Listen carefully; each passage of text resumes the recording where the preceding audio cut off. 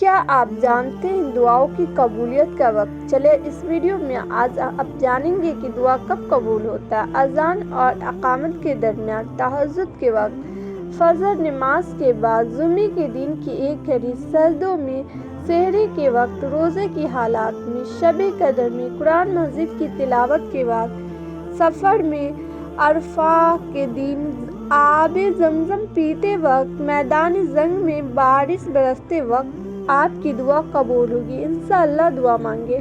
دل بے چین اور اداس کیوں ہوتا ہے؟ صرف مال کی کمی، ضرورت کا پورا نہ ہونے اور محبتوں کے چکر میں ہی دل اداس نہیں ہوتا ہے، بلکہ اللہ کے حق میں کمی کرنے سے، نماز چھوڑنے سے، جھوٹ بولنے سے، قرآن کو نہ پڑھنے سے، خیانت کرنے سے، یہاں تک کہ گانے سننے سے بھی دل کا سکون رخصت ہو جاتا ہے۔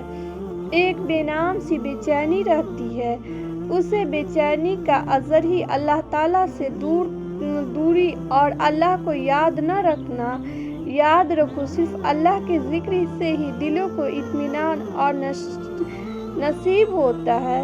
اسلامک ویڈیو کو دیکھنے کے لیے میرے چینل کو سبسکرائب کریں۔ جزاک اللہ خیر۔